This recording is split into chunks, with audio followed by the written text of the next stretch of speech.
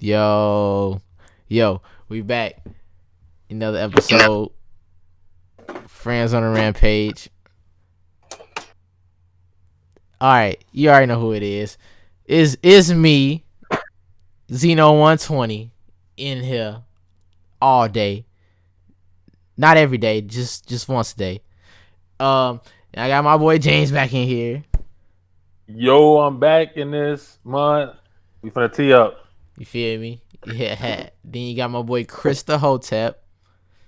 What's good, nigga? Okay. I got my boy Juwan here. What he do, baby? And then of course Leo, you know he in here. Yup. Alright, so as you might have been able to tell, we talking about the Boondocks this time. We gonna go through season 1 real quick for y'all and let y'all know how we feel about it. So just a quick synopsis of some of the characters. I'm gonna give y'all a little bit of facts, you feel me? So Huey, right? He's supposed to be like the revolutionary, you know what I'm saying, extremist. You know what I'm saying? Huey Freeman.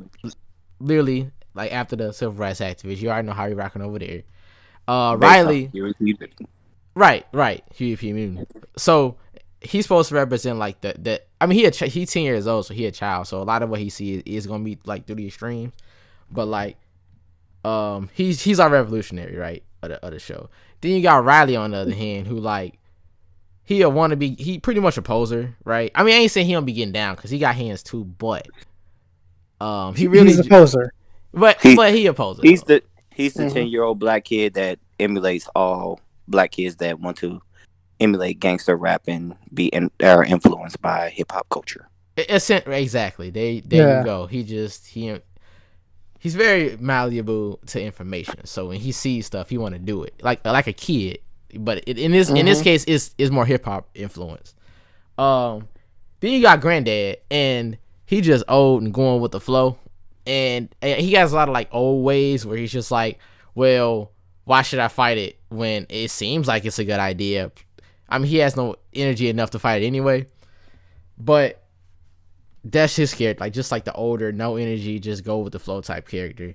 Then you got the literal like Uncle Tom, Mr. Tom Dubois, who is literally like, his name speaks for itself. Even though the actual Uncle Tom, like how they understand it, this Sambo, if you know the actual story, Uncle Tom's Cabin, check it out. It is a very messed up story. Mm-hmm. It's rough, right? Yeah. Then you just got Uncle Ruckus, who's just a straight up coon. Like Uncle Ruckus is a coon. Like I ain't gonna hold y'all. How you gonna do one of my favorite characters like that? He OC. He OC. Don't trust them, Noon. It's over there. This man is a coon, bro. Yeah. And that's supposed to be his character.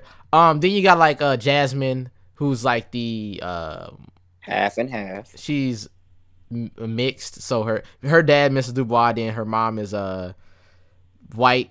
And so Sarah, the white cheating hoe.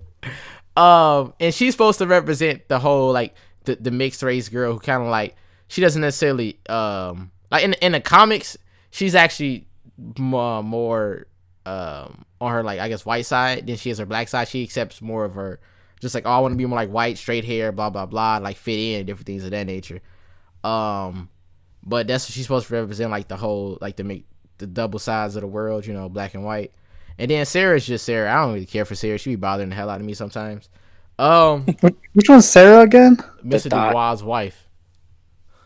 Oh yeah. She is a thought. She is a thought. And that's just you know how the character's broken down. But anyway, and that's the main cast. That's the main cast. You feel me? So that's how we gonna start that off. So season 1. Garden Party. Right? Y'all remember that episode? Yeah. If you ever want to get white people on your side, just give them some cheese. Just give them some cheese. Give them some cheese. White people do not deny cheese. I think it's okay if they only say it. Alright, So how y'all feel about that episode? Because that episode was wild. Even from like the first 30 seconds, I'm like, they all. The first episode is really funny because like it starts off with like Huey's right. He's having the dream with like the white people having the garden party, and then he tells like the truth. Like Ronald Reagan's the devil. Jesus is black. Ronald Reagan's the devil, and the government is lying about 9/11. Yeah, I love it. And then it's like his granddad beats him up for having that nightmare. Going, what did I tell you about telling the white people the truth? Yeah. Which to me is just like, damn. But that plays into his character though. His character just kind of like go with the flow and like, you know what I'm saying, not trying to rustle up the white people. So I'm like, yeah, okay, right. I see it. And then, what else? Then they got what is it? Ed Wonsler the first. The third. Yeah. Third. It's the first. The first and the Is third. it the third? Same episode. The first. Oh, yeah. That's the dad. Yeah. He coming to this man's house. He, I want to talk, blah, blah, blah. And the funniest part is Riley was like, oh, yeah, all white people love cheese, blah, blah, blah. Granddad was like, look, Riley, no, they all don't. And he was like, oh, hey, my name is Ed Monster, blah, blah, blah. Did y'all check out how he just walked up to the house? He was like, he knocked on the door. He was like, hey, how you doing? I'm Ed Wonster. And then the granddad tried to close the door on him. He opened it back up. He's like, I own the bank that owns your house. So this is my house. Well, please come into your house, Mr. Wonsler. Would you like some cheese? Did you just offer me cheese? Well, I love some. Like, all white people don't like cheese. I beg to differ. You cannot control the white power structure with cheese. Yes, I can. Oh, yeah. So, yeah, that's essentially how the episode goes. And then he tries to shoot him in the forehead with a BB gun with a red dot on it, which is they just wild for that. So when he end up inviting him to a garden party because granddad is granddad, right? Yeah. Mm-hmm. So they get there, and this man, everyone's favorite character, the coon, Uncle Ruckus, is like, he just get on there with him immediately. Oh. He said, we got a cold black. Ruckus, what the fuck is a cold black? We got 3 niggas at the front of the game. He said, we got invited by Mr. Watson. Oh, I bet your shit smell like rose petals. I've been working for Mr. Watson for all my life, and I never got invited to a party. Oh man! Of course, he had to get on there with us. So I think that was an excellent introduction to his character. That's all I'm saying. He hated motherfucker. That's what he was. Yeah. The most iconic song, "Don't Trust Them New Niggas Over There." It sang along if you know the words. First off, nobody knows the words, so we're just not even gonna go there. Who knows those words? Yeah. All right, so they in there. So they walk in or whatever. And they like, oh, white people looking at black people, because there's like 3 of them there. And that's when Ed wants the third come in, who was like, was he like, and he was in Iraq, he's he's a veteran. He's an Iraq veteran, yeah, but like he's basically like portrayed as the white kid who wants to be black. Yeah. Respectfully, yeah.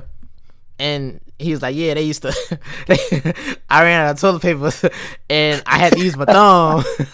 And they used to call me stink bomb. Nasty. They started taking me out on missions because I give away their position. I give away my position because I shit myself.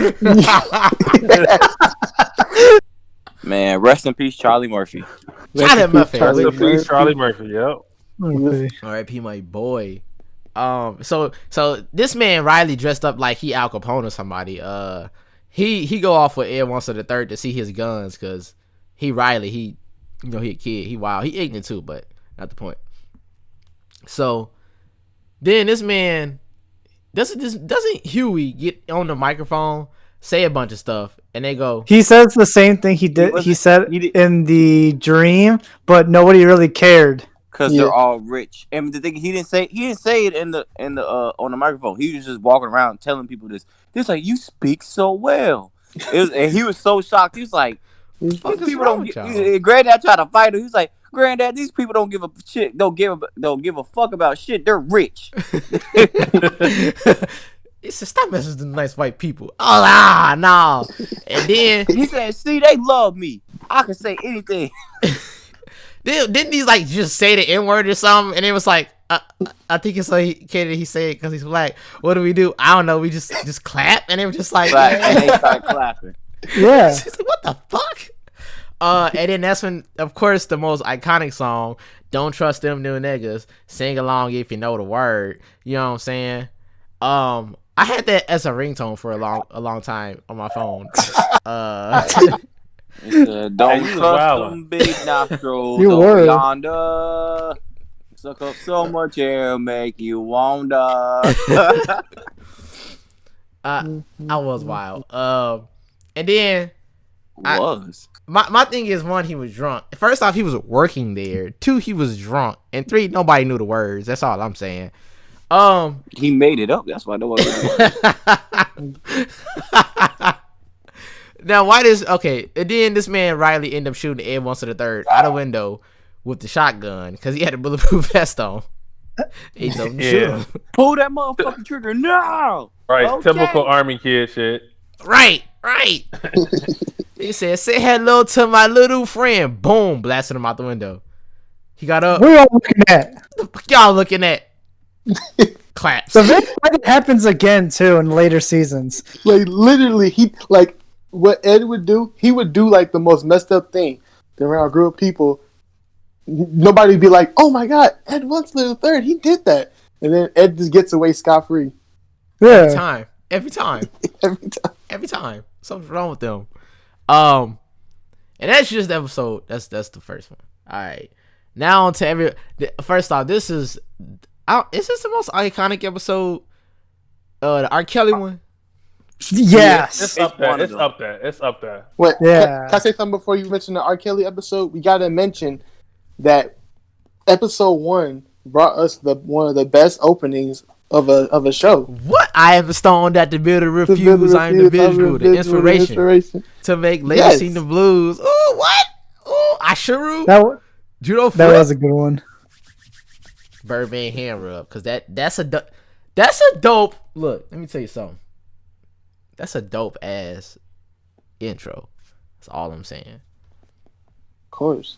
Oh, and then of course, I forgot. We gotta shout out, you know what I'm saying, Regina King. I love Oh, her. of Oh, yeah, course. shout out to Regina King. Yep. Cause she dope. Like she do Hugh and Riley, you feel me? Mhm. And I rock with her. I ain't gonna hold y'all. Also RIP Sean Witherspoon. yep. Oh yeah. Then they got. I think I don't know if Ed Wensler's the first voice actor passed away. I'm not sure. I'm not sure either. Okay. But all that. That intro is dope. I actually found it like they released the a full version later on. You can actually look that up if you wanted to now. But before I couldn't find it. But anyway. R. Kelly, right? Yeah. All right. Yeah. This when we get introduced to Mr. Dubois, Mr. I want to lock niggas up for peeing. And who was the lawyer that for R. Kelly? Adam yeah. West. Adam West. No, Rest in peace, Adam West. I thought it was Johnny. No, it wasn't Johnny Cochran. Never mind. What's it? No. Anyway, look. All right. So the R. Kelly episode, right? So Mr. Dubois is a lawyer, right? And he was prosecuting R. Kelly for peeing on a girl, right? 14-year-old girl. Yeah. Even though if she didn't want to get peed on, she could have just moved out the way. Riley Freeman. Oh my god. So of course, okay. So Riley and Hugh, even though Huey's just there because I guess Riley there, but he like, look, they on their way to the courthouse and shit. And they get the Riley get on there with Mr. Dubai immediately. He say you gonna do my man's R. Kelly like that? That's how he doing? He said, "Hey, I used to pee in the bed Oh, when me and Huey used to sleep together, do I need to go to jail too? It was funny because she was like, "You still pee in the bed now?" I saw P coming. I moved. She saw P coming. She stayed. That's all I'm saying. And you didn't get peed on. If I pull it out right now and start peeing, you either A, move out the way, or 2, take it off. I can eat healthy whenever I want. Little kid gives her a carrot. Get that shit away from me. Yeah. Okay. So this man Roddy get on that Miss Dubai, right? See, R. Kelly go to jail. I'm gonna piss on your cat. I believed him. So they get to the courthouse, right? They outside the courthouse. They got the whole everybody out there. Free R. Kelly. I want it. Hello. And then that big ass fight that happened. Oh no, wait. That's later. They was wilding for that one. So they outside the courthouse. That's when Shorty was like, I could eat this. That random ass ghetto black lady eating the was it a bucket of chicken? It was a bucket of fried chicken. Oh, that bitch. I'm like, y'all bogus as hell. But that's kind of a good representation because that's what we having it. I don't think he should go to jail. Blah blah blah. If she didn't want to get peed on, she could have moved out the way. I told you. Roddy in the background. I told you. So they inside the courthouse. They showed a whole video. This man, he peeing on her. She just. I'm like, bro. Hey, he's on the phone too. He is on the hello, yeah, blah blah blah, on the phone, camera set up and everything. And it's all clear too, like it's an HD. My name Robert Kelly. My name Robert Kelly. Blah blah blah. Oh, you want my social security? Blah blah blah. Blah blah blah. Blah blah blah. Gave him all the info. There was no denying All the info. that was no denying that wasn't him. He was like, nah, it wasn't me. It's like, wait, what? He's like, it didn't. Okay, first off, he got the case dismissed. Let it be known this man got off. Like, I was over it. Super that lawyer was rapping. This man was like, he said, now, did society fail R. Kelly? Or did society fail R. Kelly? What? Bars. Yeah. Bars. They let him go. They crazy. They let him go. They all started dancing. They cut the music. Don't forget, he started performing in the court in the courtroom. Yeah. Hopped up on the table and was getting it performing. cracking. He was like, oh hell no. Hey. Y'all, instead of y'all letting R. Kelly off, y'all need to get help for R. Kelly. Y'all need to get him some help. They was like, Roddy ignorant ass, boo. You with the afro. Sit down. Turn the music back on.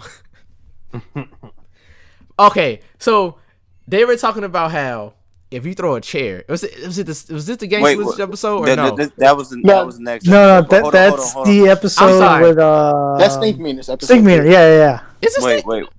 Yeah, throwing the chair is the Stink Meaner one. Before we go there, do y'all remember that side plot between Uncle Ruckus and Granddad playing chess? Playing chess. They were playing chess and they were talking about the whole R. Kelly situation. Then they started talking about, they switched over to the Kobe situation. Ooh. Yes. Yeah. How he was like, yeah, he definitely killed that white woman, blah, blah, blah. Uncle Ruckus eating that ass. Uncle Ruckus was like, oh, see, Kobe, he got a taste of white food. This nigga broke into a cold sweat. This nigga damn near nutted himself.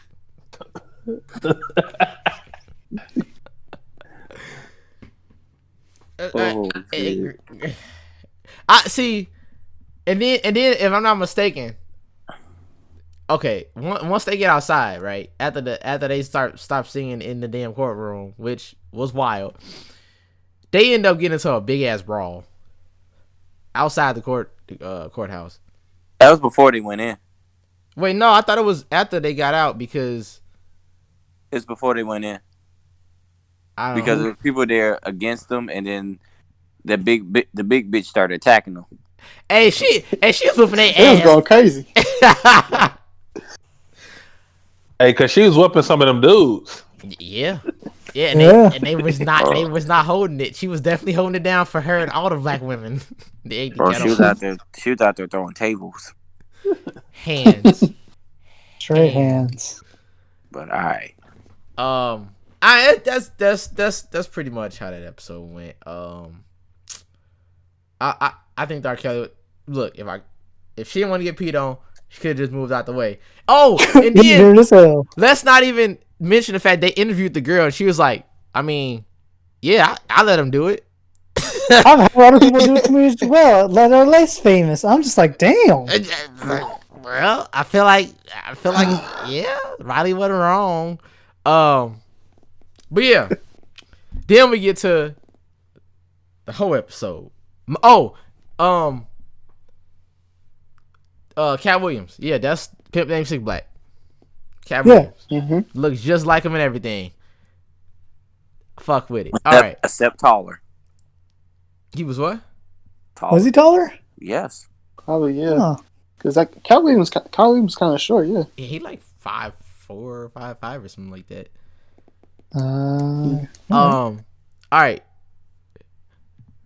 Granddad, he in a grocery store. He see this fine, light skinned wine named Cristal. This hoe. Well, Like no, the I thought. champagne. I thought what happens first is that he sees the white kid like acting bad, Oh, Damn and fool. then he fuck gives yeah. like the mom like his belt and be like, beat his ass. Tell him who's the boss. No, you forgot. He gave her the proper technique with it. You must have lost your damn mind. bro. I want candy marshmallows. What you doing with that belt? You done lost your damn mind acting a damn fool in this store. Beat his ass. Yo, hey, I ain't gonna lie. When I seen that, I was like maybe 11 or like 12 or something. I was like, beat his ass. Beat his ass. Same here, he was like that fucking fool. Then when I got Just older, like, I was like, do it. beat his ass. You never changed. Beat his ass. He was like, mom, crack, yo. Yeah, get him. Yeah. All right. Then that's when he gets in line. After he showed the white woman had to beat that little boy ass. White people need to beat their kids more. Not like beat them, but like discipline them. You know what I'm saying? Not throw them out the window and stuff or drown them because they. But you know what I'm saying? You know what I'm saying, right? So he get in line, right? Mm-hmm. Then he see Cristal. You know, Yeah. Cristal see him. it's both. She thinking in a bowl of oatmeal. I'm pretty sure he saw her. He peeped. You feel me? That's granddad bitches. You feel me? She saw him. She was trying to get some business going. She was Nah, trying to she get wanted paid. the SSI check. Damn. Jesus. Not the Social Security joint. She was trying to get paid. Hey, At look, first. nah. That's Mr. Bitches. Mr. Bitches saw, you know what I'm saying, her. Yeah. You feel me? We're No, not. don't We disrespect. not in that season yet. Come Hey, on. I know what I said. We gotta keep it canon. We gotta keep it canon. I know what I Talk about said. keep it I know what I candid. said. Okay. So he ended up rocking with her, right? So he taking her out. He taking her to Red Lobster with the cheddar biscuits. Biscuits. With the cheddar, not the cheddar biscuits, granddad. Not the cheddar But biscuits. cheddar biscuits. Your granddad got game. Your granddad got game. Game recognize game, granddad. And you looking kind of unfamiliar right now. Hey, where's granddad? Hey, can I help you, sir? Not the cheddar biscuits. Granddad, don't do it. She's a hoe. So she ended up. She hid under the table when she saw a dude in a was it like the suit Purple company. A suit. purple suit and a fedora. Yeah. She hid under the table. This is step one. Just like, oh, okay.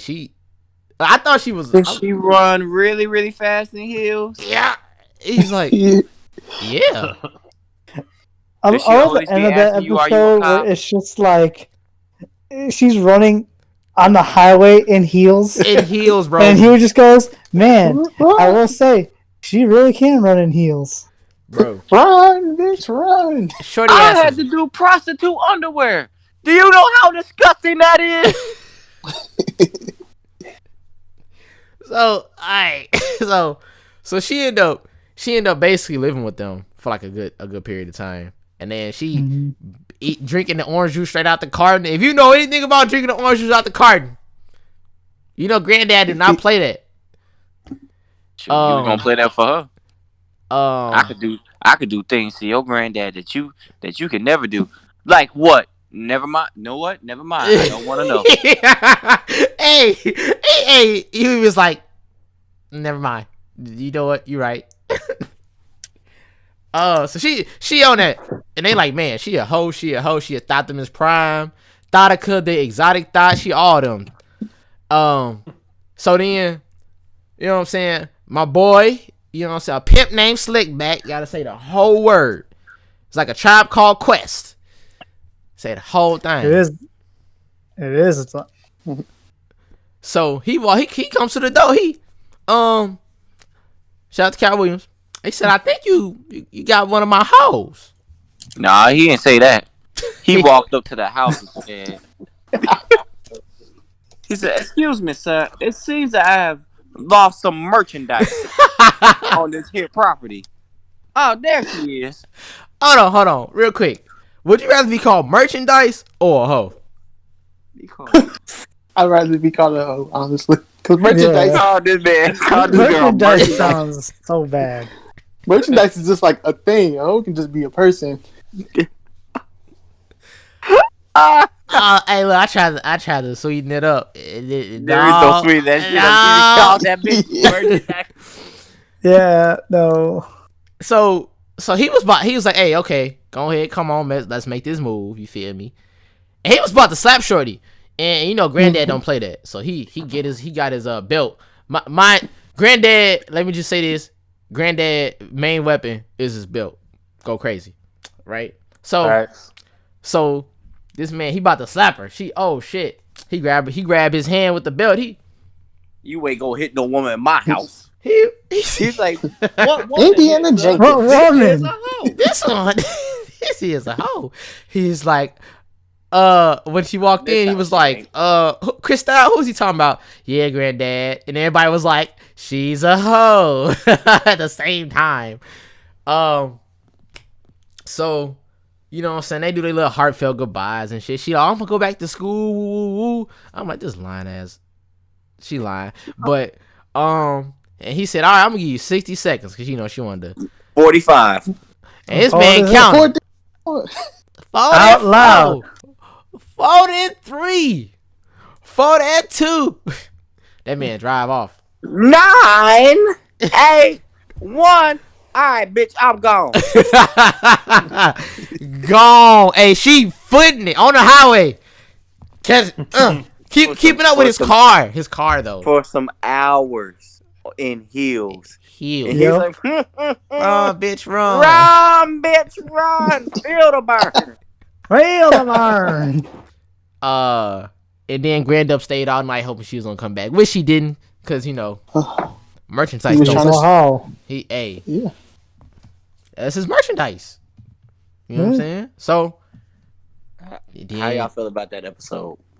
he was trying to save a hoe. What y'all learn from it? You can't what save these what J. hoes. Cole say? What J. Cole say? Project Pat, J. Cole. She don't want to be saved. She don't want to be saved. All right, Don't wanna be saved. She did want to be saved. She just didn't want to work. I'm gonna play devil's advocate on y'all, really. Right? Look, they Okay. say you can't turn a hoe into a housewife, Shit. right? You can't. But dudes doing it all the time. Like, I ain't saying she gonna be doing laundry, but like, you feel me? She at least she gonna be a wife. Like, what do you know what I'm saying? They wifing up quote unquote hoes or thoughts and all that. So I feel like I get Granddad a pass, cause Granddad, I mean Mr. Granddad old. He just needed some pussy. That's what it was. I ain't on trying to me. hear none of that. On me, bro. That's all it was, bro. Right. And when he had a good woman, he had a heart attack. But we not gonna skip. We not gonna skip seasons. All right. Yeah. Okay. So then we get to the Stick Me episode. Yes, sir. So, you know what I'm saying? Riding them. Oh, the nigga moment. This way they talk about the nigga moment, right? So, nigga moment is when two black people have a small altercation and just willing to throw away their lives for nothing. Yeah. Wait a second. I'm white. Come on. Don't you want to throw your whole life away? Hey, you can't just. Oh, wait a minute. I'm white. Bruh. So, yeah, that's how they give two examples. Two black dudes and they just start shooting at each other. Do not hit each other. Like, literally, like, Like I love inches how apart they're from in each the middle of the street and somehow they ends up in like a fucking alleyway. Like how did we get here? They walked just there. they just shooting and they missed every single one of them and just walked Yeah. away. Then it And happened the with cops a come and finish the job. then it happened with a it happened with a black dude and a white dude and he was like, What you step in my shoes? He's like, wait a minute, I'm white, and kept moving and laughed and walked away. That's the beginning, right? They set up pretty well. So they got a stink meter. This man, he's miserable his whole life, and he was so miserable that he lost his eyesight because he was miserable or some shit like that. I was sick of looking at you ugly motherfuckers anyway. This man was driving a car blind, mind you.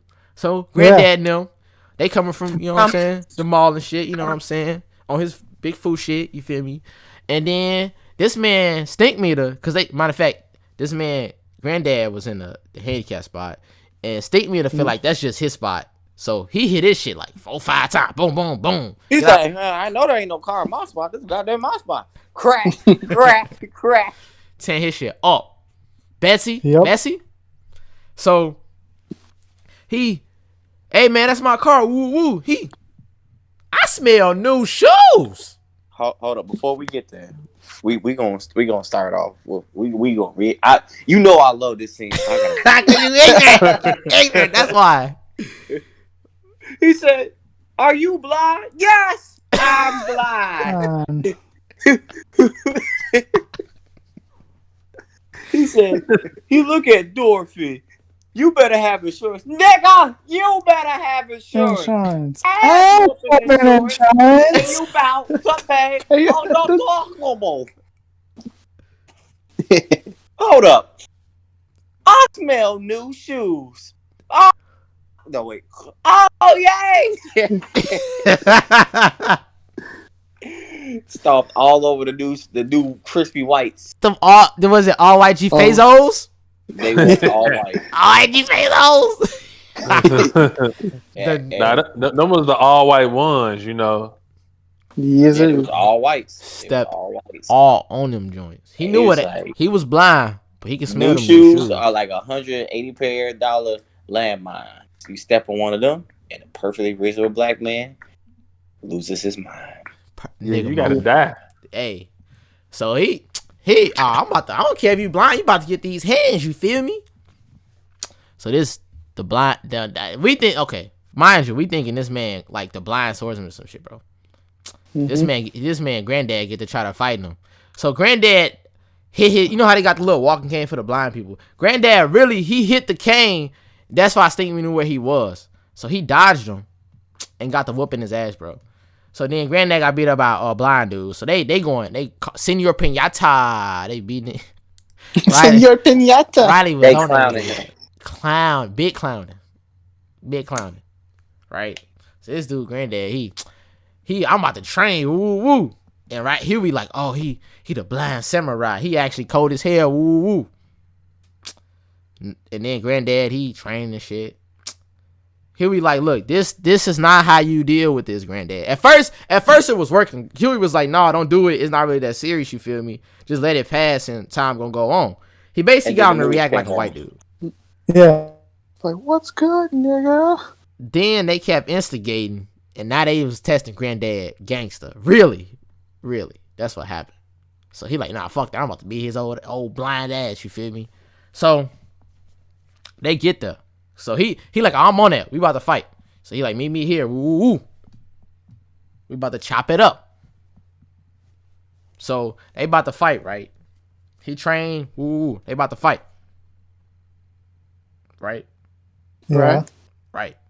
So they get the fighting. And he'll be like, you know what? I don't think he actually won that first time. I think he just got lucky.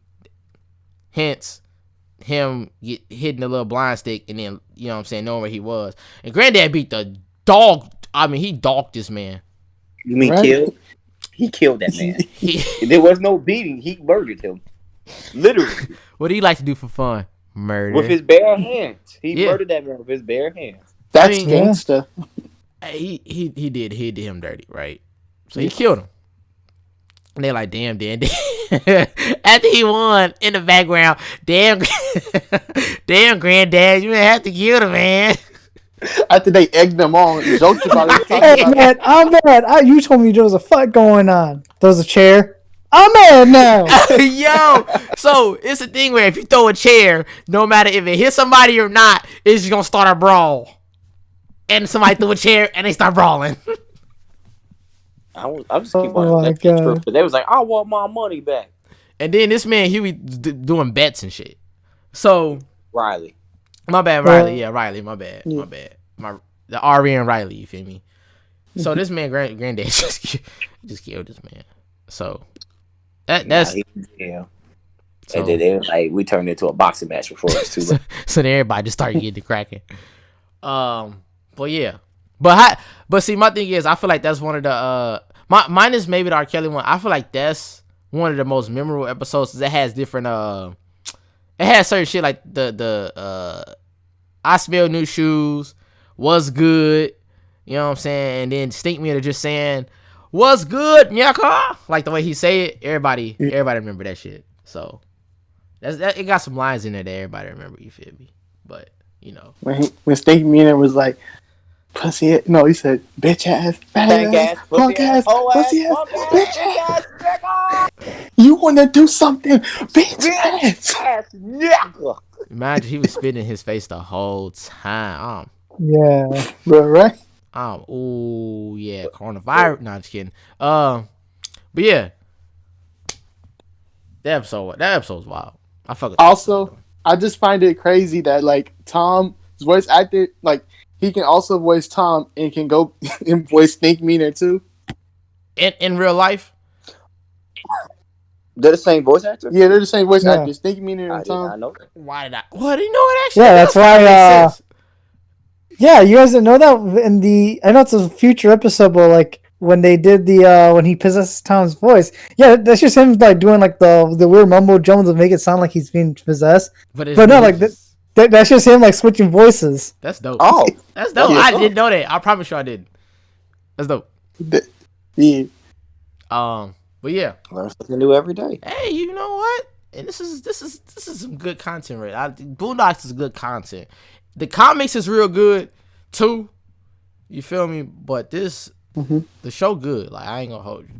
But then we're gonna get to the next episode, which is time focus. You feel? Mr. Dubois, Mr. I want to lock niggas up for pen. All right, so when Mr. Dubois was younger, he saw a prison movie where mugs was getting, you know what I'm saying, assaulted, Raped. just did dirty right in prison. So it scared him so bad that he became basically like a super, like he didn't do nothing. Like he was clean. Was it what they call it, like straight edge? He's straight. Straight Edge. edge, Yeah. He ended up becoming a lawyer because he figured if he on the opposite extreme, like putting people in jail, then he can't go to jail himself. Like, which is kind of like, that's not ironic, is it? You try to. I don't know. You put. Well, no, he did admit it was ironic, and then later it does push him to become a defense attorney instead of Yeah, that is irony. That's irony. Yeah. So he ended up, you feel me? So he had a dream. It started off with him having a dream about this big black dude, with the soap. So when he drops the soap, he's in prison for whatever reason, and he dropped the soap, Yeah. and he like, hey, you dropped something. He said, nah, I'm good. I'm done cleaning. He's like, nah, you got to be squeaky clean like me. You missed behind your ears. Go ahead, pick it up. Pick that soap up. Oh my god. You got the man's in the back like, I got next. You say, I got next, and some dude, you better pray. And then this fool smiled. I was like, oh no. So this man, he wake up before it happened. Why was the big bluff man like literally 8'3"? He was like 20 feet tall. Yeah. He was about 8'3". 10 tall and doing. He's 8'3", like super jacked. With just swole for no reason, just like. But why was his lip so fucking thick? What the fuck was going on? Because he was about to tear him up some. Now he's about to tear him a new one. I was like, he's not a woman. What you about to do to him? And he was gonna be a woman that day. And don't tell that big dude he gay either, because he not gay. He is. He's very gay. Tom's the woman. Tom gay. I mean, That's no. That's how that. That's prison logic. I mean, That's no. prison logic. No, that's just gay people doing gay shit. It's just like, I'm still straight because I made him the bitch. Nigga, you still gay. That was still a man butt. That was not pussy or a woman's booty. What's up? What's up with Nah, you? he was on that. All right. So then, okay. So I know it's the whole idea behind like he's an Uncle Tom, right? And they always get their just desserts, right? Because that's really what happened. So he ended up in jail, because they thought he was somebody else. Because it was like, oh, black. That means any black person will do, as per the prison system. Yeah. So he ended up in jail, and like that was the worst possible thing that could have happened to the person who literally was like afraid, like to the utmost offense of getting randomly raped. This nigga called his daughter and started fucking crying like a No, bitch. he called granddad, and Huey picked up. Tell my daughter that your daddy ain't no bitch. That I'm no one's bitch. Your dad said he's no one's bitch. I mean, he about to be someone's Hey, bitch. granddad, you get anally raped in prison? In London? Yo. Oh my god. So essentially, it's really just like the beginning. Like that's some of the best parts. The middle is just kind of like fluff a little bit to me, as far as what I'm concerned. No, that whole find the Xbox killer is funny as hell. When was it?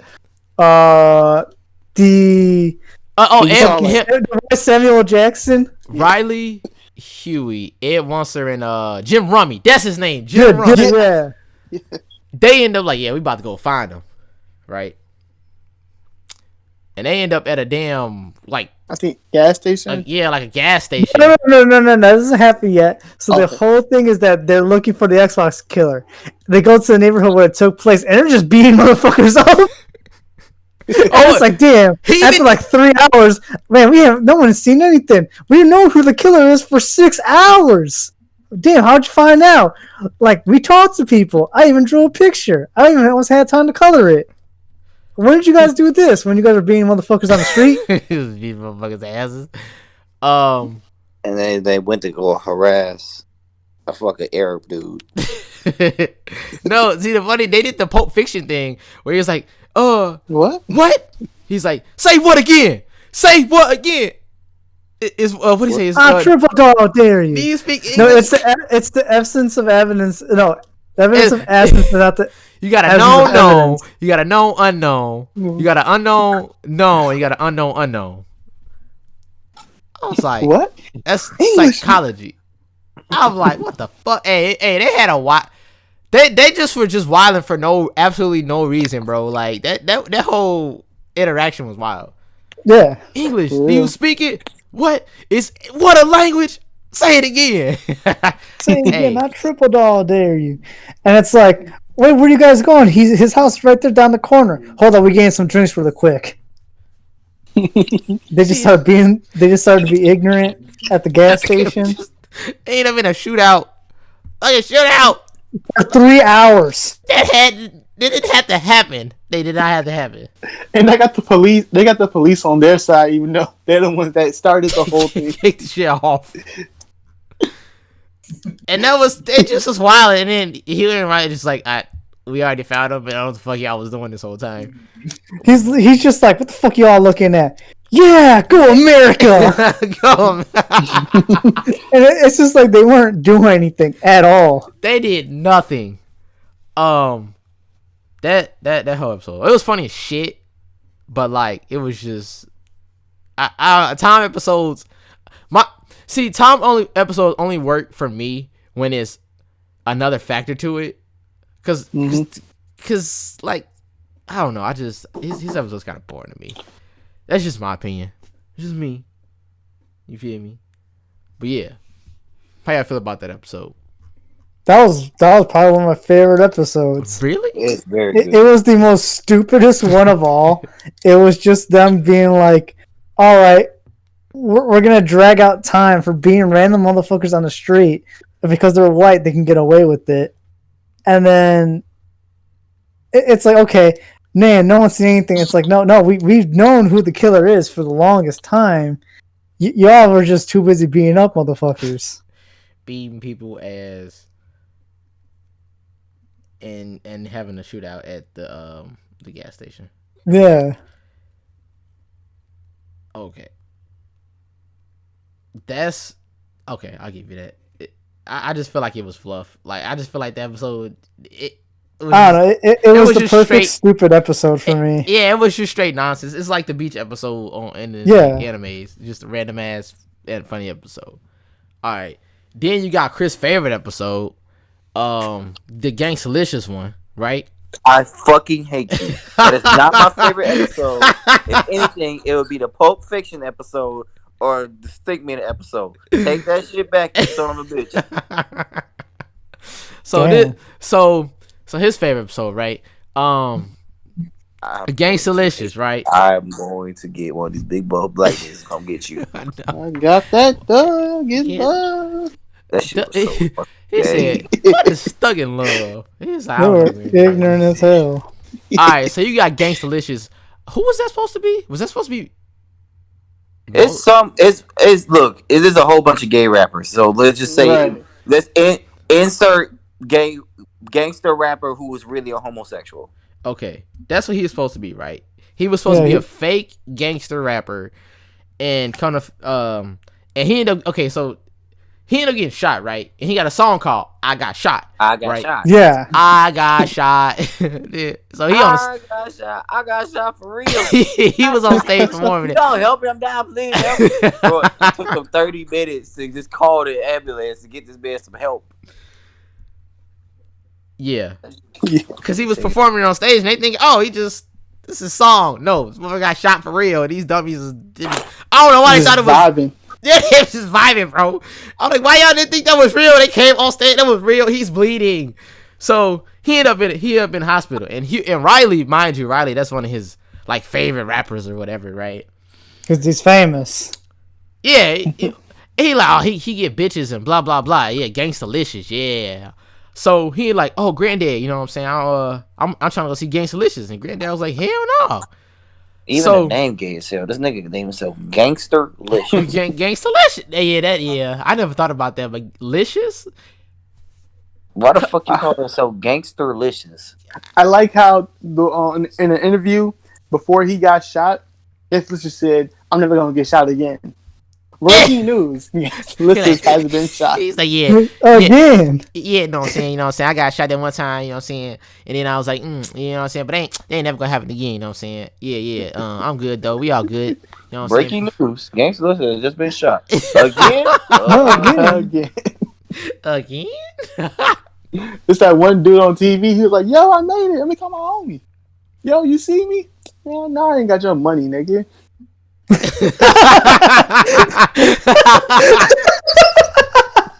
forgot about that. Oh, you really got your money. And they sick as hell for that. They sick as hell for that. He said, you know what I'm saying? Gangstalicious has been shot again.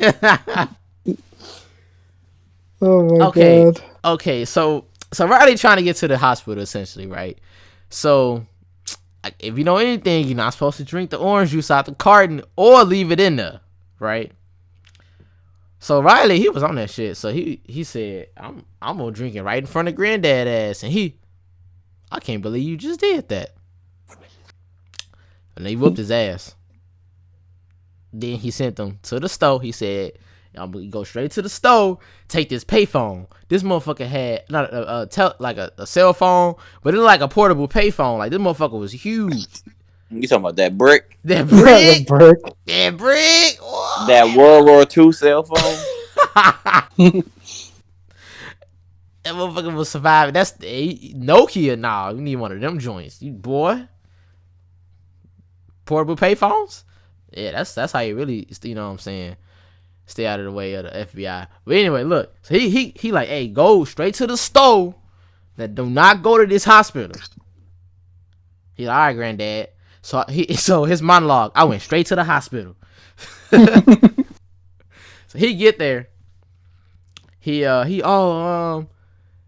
I is Gangsta-licious here?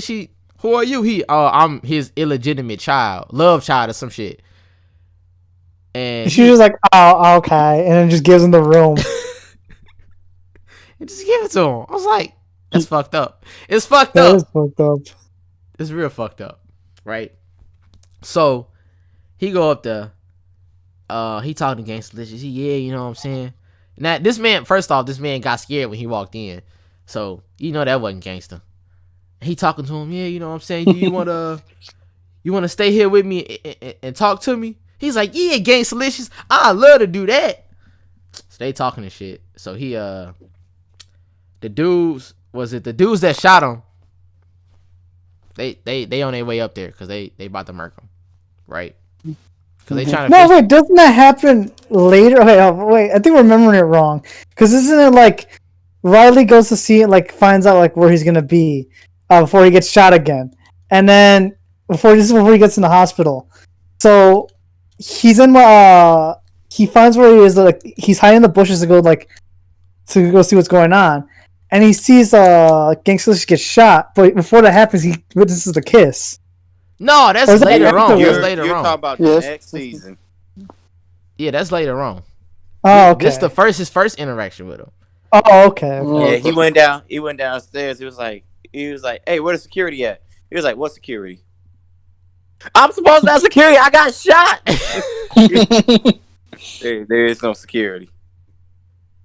So Riley go downstairs and see all them people, and he started trying to like figure out what's going on. He was about to go back upstairs, and then Granddad called him off that big ass cell phone, and then that dude was like, I'll pay you $50 for that phone. It's a big phone.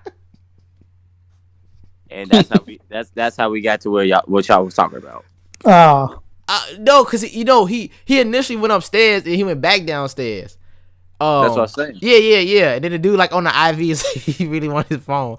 I'm a buyer of antique phones or whatever, big ass phones. That was my huge. So Riley see them dudes and he booking back upstairs, and then them dudes are running upstairs, and then he's running to Uncle Russ. Uncle Russ. Okay. Black man talk about come save me. Ain't nothing wrong with slavery. At least we got good food back then. White man show could be yo. I'm sorry, I couldn't hear y'all. I was trying to be shitting myself. So they get to the dudes get to the floor where going to the floor Gangsta-licious is, and they pull up on Uncle Ruckus while he just in his monologue, whatever he doing, and they pull a gun on him like, what Gangsta-licious? He messes himself. I'm gonna need you to repeat yourself. I couldn't hear after me shitting myself. he did shit himself, right? Like, he all type of fucked up. So what Gangsta-licious? Woo. So he on his way there. He like, oh, Gangsta-licious, we gotta go. They round two. He shit. He like, good thing I got this gun, right? So he put his clothes on. They running. There he is. Shit. They get the booking it. He like, oh wait, I got a gun. Yeah, right. And he shoot it and drop it. He like, how you gonna drop the gun, Gangsta-licious? That's not gangster. So they running, right? So I'm not a gangster. I'm scared. Help! I don't want to do this no more.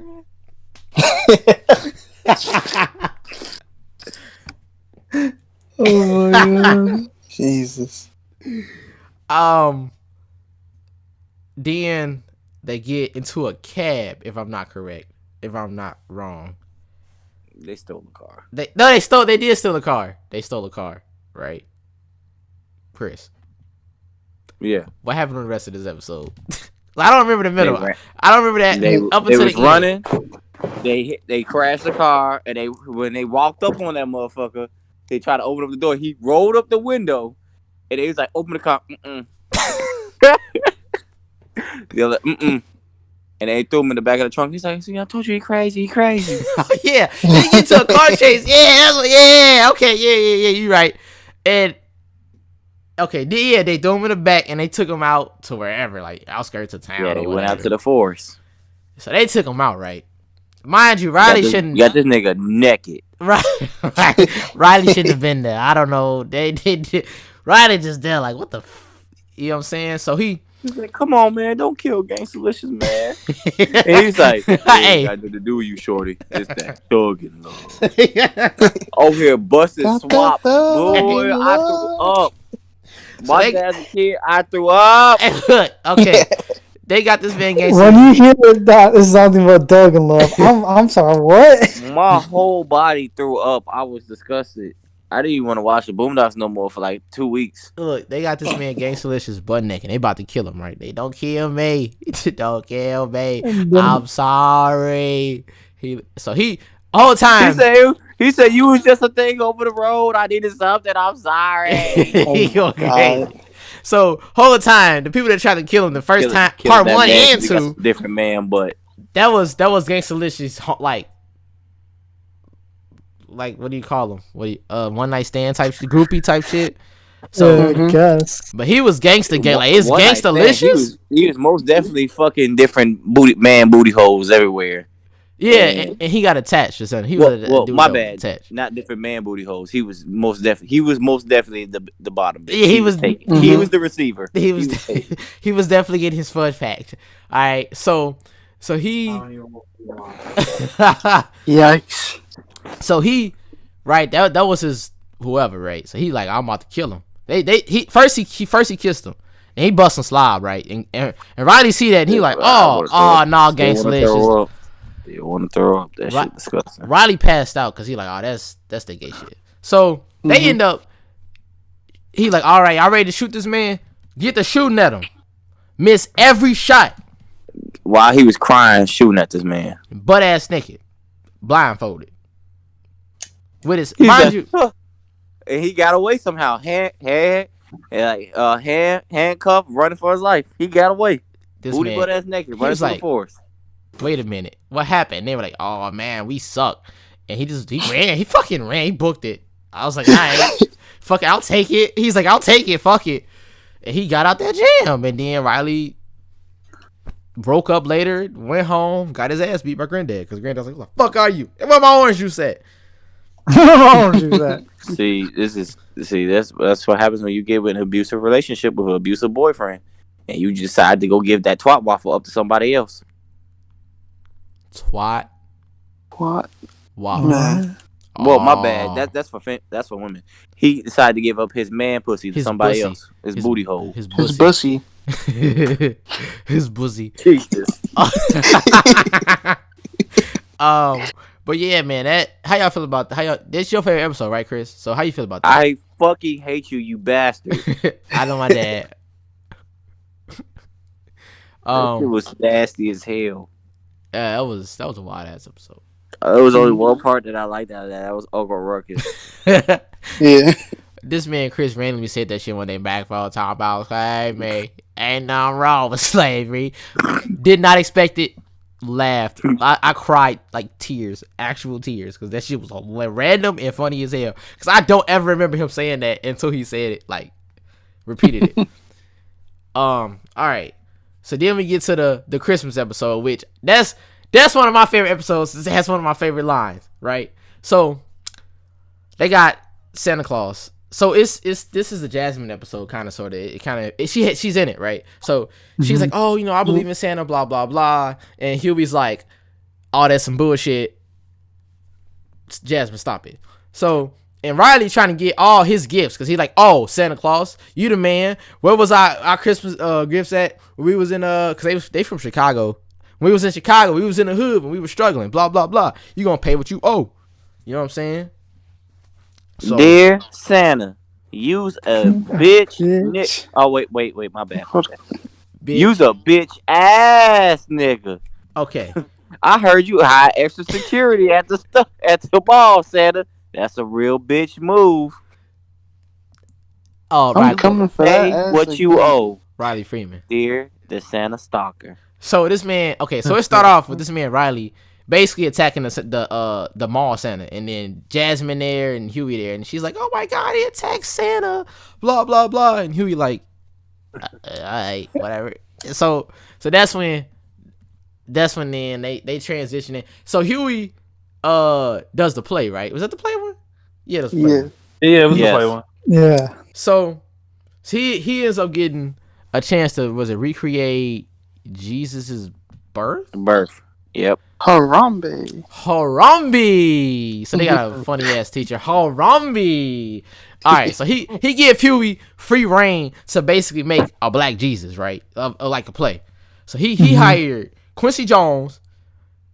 Don't look at Quincy Jones. Quincy Jones ain't gonna help you. So he going ham, right? He fired all the students that's supposed to be in the student play. Talking about, so we getting Beyonce. What was it like? Was it Will Smith or some shit? Like he just is hiring random ass.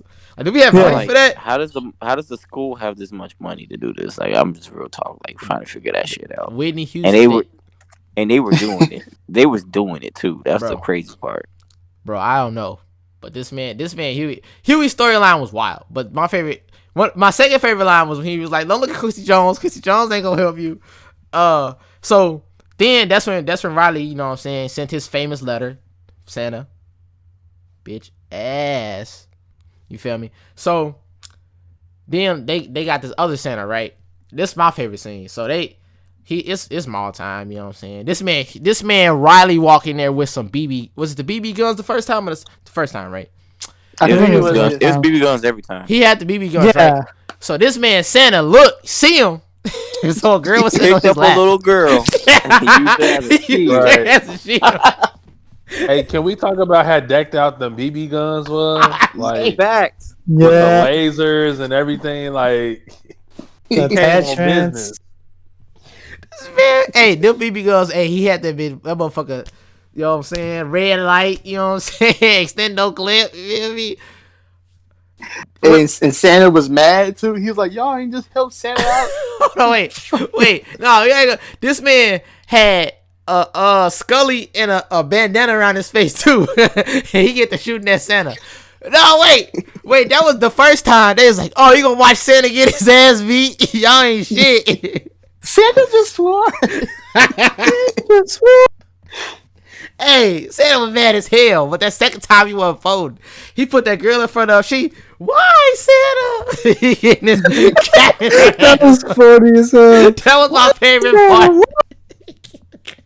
Kept her ass up. And he got out there jam, like he used her as a shield, threw her down and chucked her. He booked it. He got out there jail. That was like my favorite scene. When that girl was like, "Why Santa?" I was crying, cry on the floor.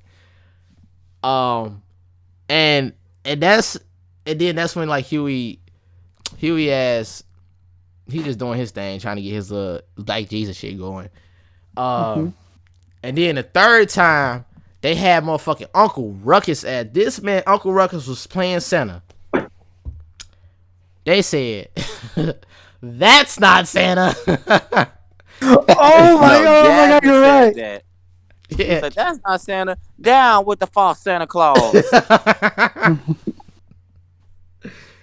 Oh my god, I forgot about that. And guess who came back that third time? This man Riley with his motherfucking BB guns capped his ass up again. I heard you was real cool with Santa. Now tell him I'm gonna be waiting for his ass next year. Hey, capped his ass the fuck up. Yeah. So Jasmine, she all heartbroken. Woo. And then Uncle Ruckus say some, I don't really work for Santa. Santa busy, so I'm just his step-in or whatever, blah blah blah. I don't want you nice white girls because she a mulattoes, but he see her as a white girl because she don't act like them, like Riley and Huey. Half is good enough. Yeah, that's basically what it was. He like, oh yeah, and he gave her some hope and shit. And I'm like, all right, that's cool, Uncle Ruckus. You still a coon, but that was cool. But then Huey his since he fired all the kids that's supposed to be in the student play, all the parents was like, we not playing with y'all. We're not buying no tickets. I don't know why my kid ain't in the student play. So he ended up getting, shut down initially, but then they end up doing it anyway. Of course, what he went that to. should have been one hell of a play because that was real actors in that. Oh yeah, he had Whitney Houston. Oh damn, they going crazy. So they did put on a play, and so but was it? They said they videotaped it, but like as soon as they was over with, they like deleted it or something, so you would never be able to find it. And they fired him. Yeah. Then he got fired, of course. And they fired the teacher. Well, the teacher got hired at a college or some shit. And they fired that white teacher because he was being an irresponsible white person. Irresponsible white man. Yep, that's what it was. So he ended up getting because he was, what is it? Racially progressive or some shit. So he ended up getting a job at a community college or something, or a college. Harambe, still doing that ignorant shit. Ignorant as hell. So, and then Quincy Jones. How the hell did Huey know Quincy Jones again? Look, we not even gonna worry about that. This man Huey, let's just keep it on pushing. This man Huey knew Quincy Jones, but that's all I'm saying. So that's what that was the episode. I think the episode was kind of funny. How y'all feel about the episode? I don't remember that episode that well. I remember him say, I remember the you bitch ass. I remember when Huey was on Good Business with all the other kids. They went to dance, and Huey was like, "What are y'all doing?" and got them all fired.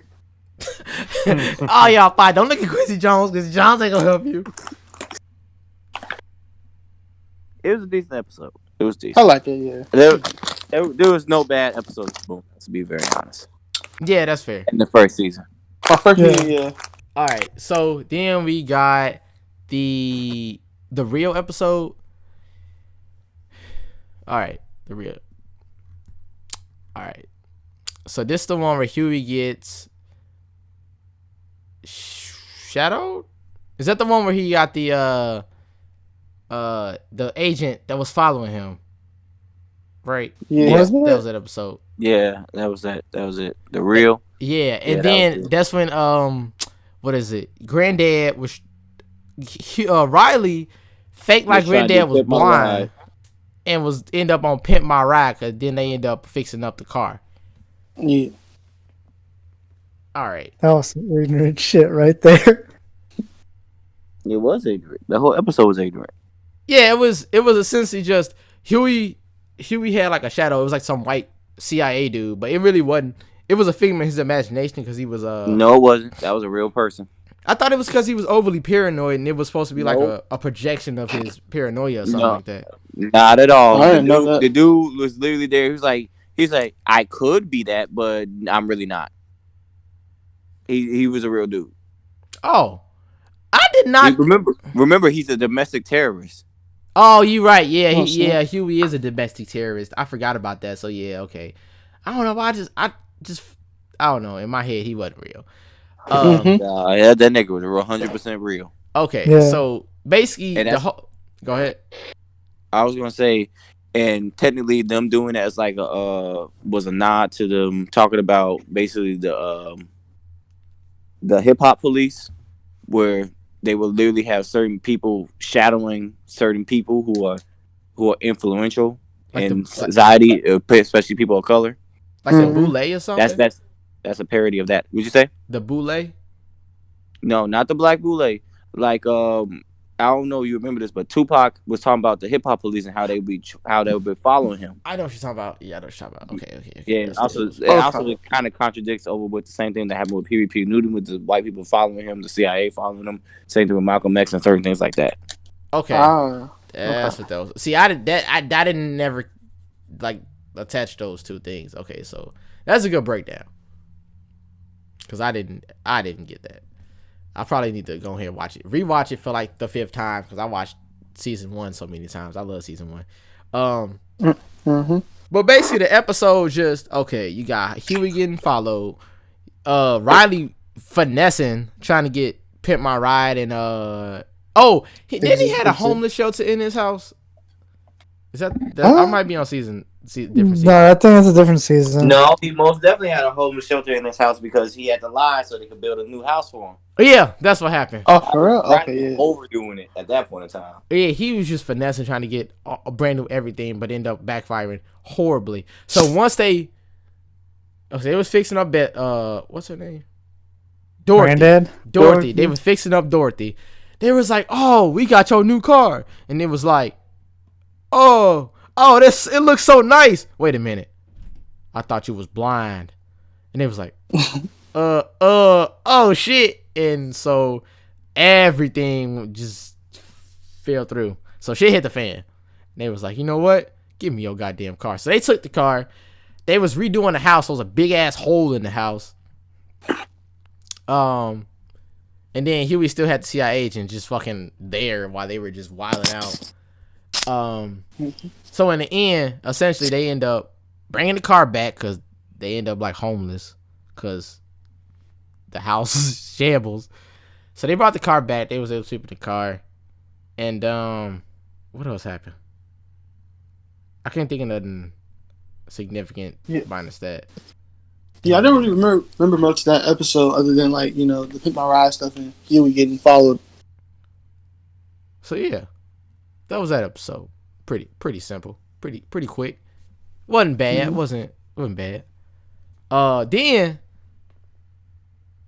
So yeah. Yeah. You got that? Yeah. Okay. Yes, sir. Okay.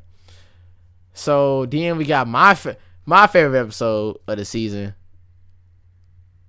The Return of the King. Martin Luther King episode. Oh my gosh, that one has a bunch of controversy on it. Okay.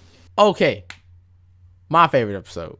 Martin Luther King. They say, theoretically, what if Martin Luther King didn't die and came out of his coma, right? Right. So, he come out. He see this new world. Oh, whites and blacks getting together, blah, blah. Oh, this is what I was fighting for, blah, blah, blah. Okay. He's like, he's not as influential as he used to be. He's seen all the effects of what, like the after effects of what happened, as far as like within the community and stuff like that. So he's like, oh, I'm gonna bring everybody together, blah, blah, blah. So then he threw, well, it was supposed to be, Huey was supposed to be his promoter, right? Mm-hmm. They end up throwing a party. They had to say party to get everybody to come because nobody was going to come to something because it was real information. Like Martin Luther King was trying to bring everybody back together because we like the black people was just in shambles, like the black community is like just trash, and so he was in shambles, and so he was trying to bring it back together like it once was. How he remembered, like we was all together, one was a collective, blah blah blah. So he ended up running for like a position. Martin Luther King, I've been throwing bricks at your ass for how many years did he say? Fought at 7 years or some shit like that. Hey, shut the hell up, you black son bitch. so whole time he trying to do all this and it'll be like a party or some shit and they end up giving tickets to it and he's like, well, I mean, you wanted everybody to come, blah blah blah. So like it was just basically just showing how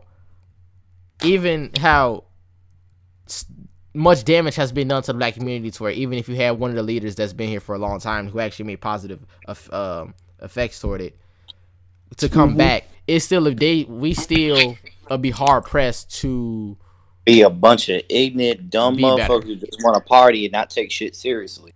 Right. So later on, when Martin Luther King just finally fucking has it, he fucking goes speech mode, but he go like, oh, they was partying and shit because they was at his little speech he was trying to give. He said, Would you ignorant niggas please shut the hell up? Huh? Did Martin Luther section? I think he said. All I see is a bunch of trifling, shiftless, good for nothing niggas. And you don't want to be a nigga. Yeah. Yeah. It's the ugliest word in the English dictionary. Niggas Watson Wayne. niggas. I don't remember the rest of it. I'm just gonna stop right there. But look, this basically he went in on them, and then Uncle Ruckus ignored that. I'm gonna throw a brick again and missed. He always missed. He never hit him. So he goes off and he like, man, Huey, I tried. Fuck this. I'm leaving. So he just go off. Like he left to like an island or some shit. He went to Canada. As far as I'm concerned, this man just wasn't in the United States. He outside of black people. This was messed up. This is what I got all them ass whoopings for. Bruh, I'd have been mad as fuck if I was Martin Luther King. Like, that shit would have been way worse if that was me giving that speech. That's all I'm gonna say. I would have cursed everybody the fuck out. That was messed up what happened. So, yeah. I got my ass beat up for this walk all those miles for all... Man. Yeah. I've been pissed. Pissed. Yeah. But then, all right. So we're gonna go to the. Actually, I kind of like this episode only because the itis is the Luther Burger, the burger. The itis. That's the episode. But the Luther Burger was it chicken sandwich in between two Krispy Kreme donuts. Something like that. But basically death. It was some hyper fat shit. No, the Luther Burger is a real thing, bro. It wild. Is. And I'm trying to remember what it is as well. It hurts your soul. That's what it was. So Granddad makes the Luther Burger. So he ends up opening a soul food restaurant. Soul food. So it start off. But like at one point Huey talks about about the movie Soul Food and how basically it's about the fat mom who has soul food, who eats all this unhealthy food, gets her legs chopped off because she don't take care of herself because she had like diabetes or something. I never actually watched Soul Food. I only know it from the Boondocks. So then she ended up dying because she just kept eating soul food, which is unhealthy food. Yeah.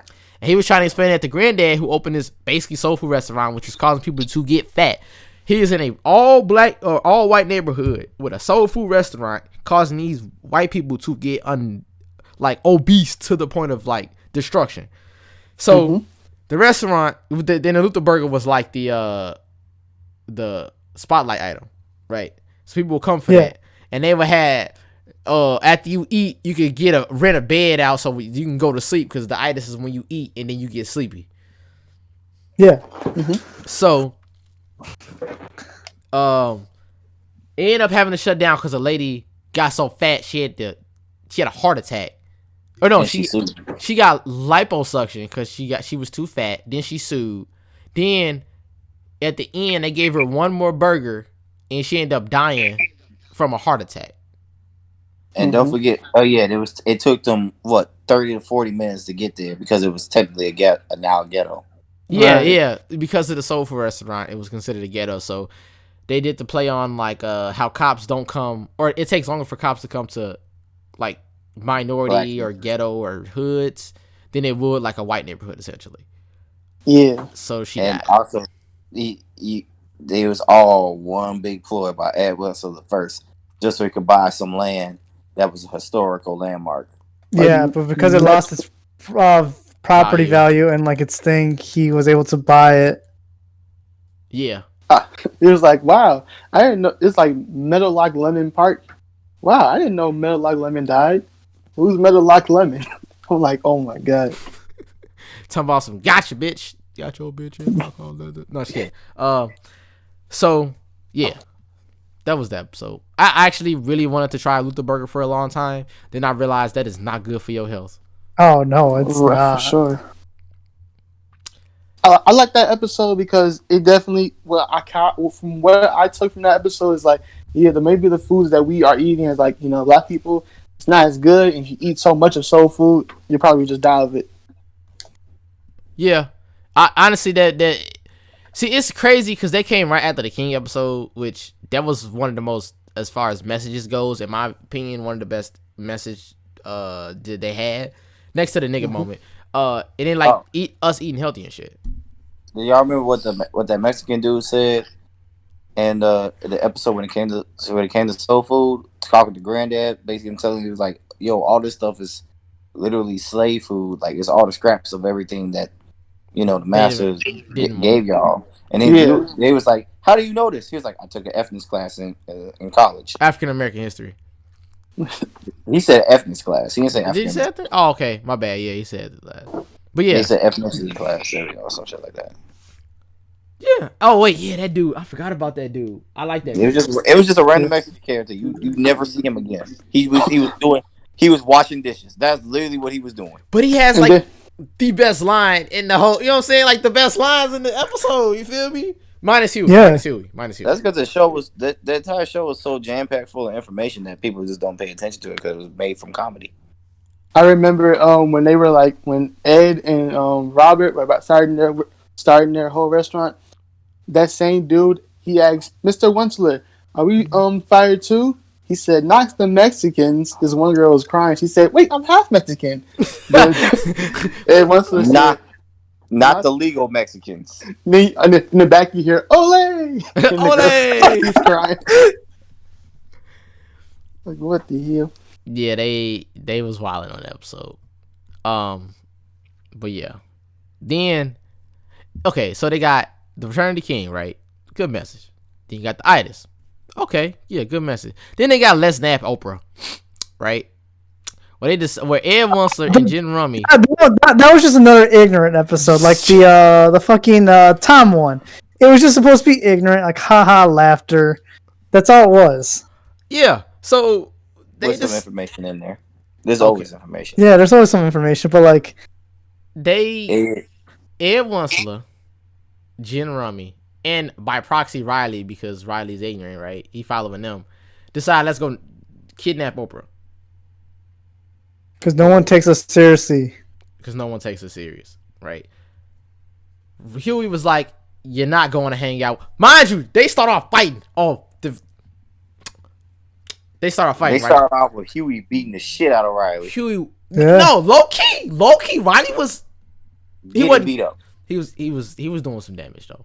He was doing nothing. He was getting beat up. He was doing damage though. I'm not letting you have this because I watched the episode. I literally watched it before we got over. He was getting murked. That man was getting washed. Okay, but look. That was still, I like that scene because they show two brothers like because Huey's supposed to be like this revolutionary extremist, but he's still a kid, right? So he fighting with his brother, and that's like what regular kids do, brothers do. Like, so he told him he's not going. Granddad, well, doesn't Granddad let him go? Yeah, because he was it Granddad just like I'm trying to remember. Let him go play with his friends or some shit like that. And I'm like, okay. So basically, they end up going. He ended up with Ed and Jen Rummy to kidnap Oprah, right? So Huey has an electrical, like a shot glove, and come to find out, what is it, Bushido Brown? That's Bushido Brown, right? That's Bushido Brown's entry into the show. Yes, entry to the show. He ended up there to protect Oprah.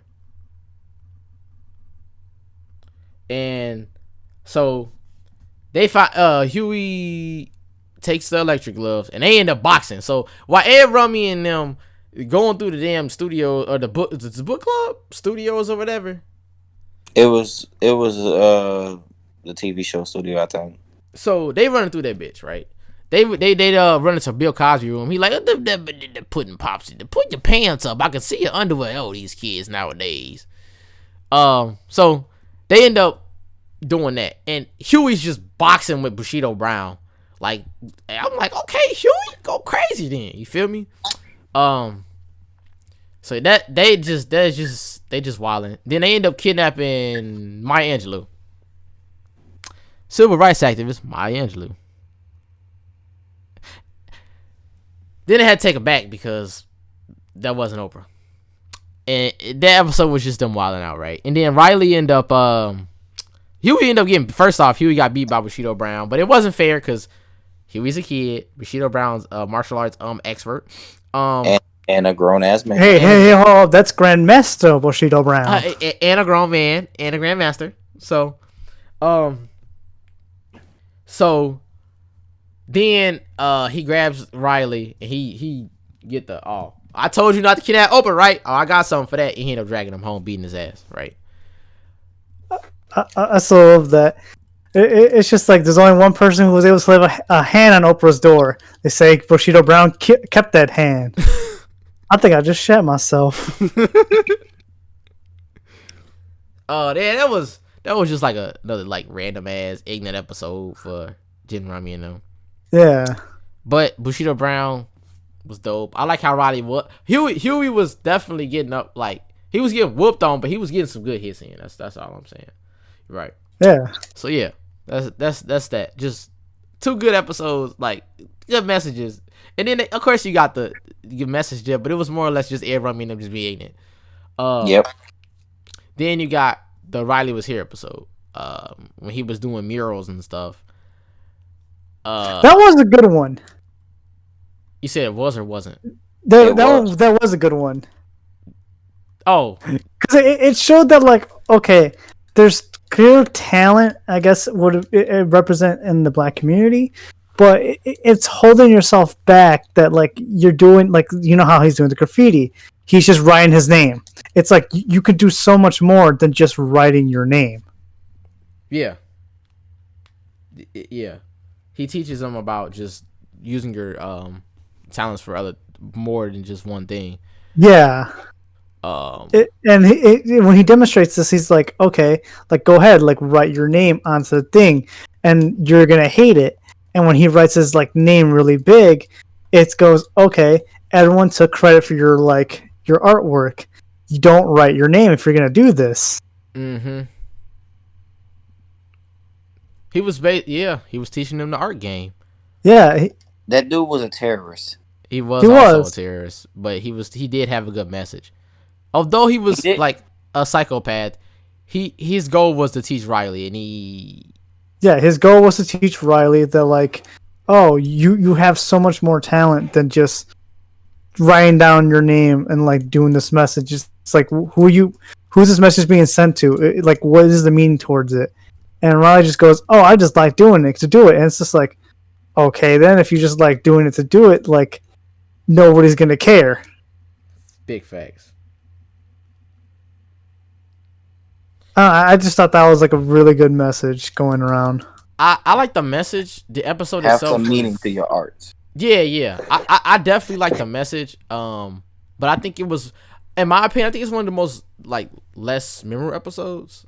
It is. The only crazy part that happens, because everyone only seems to remember the crazy parts in the Boondocks, is the whole, like, car chase scene. Yeah. That's it.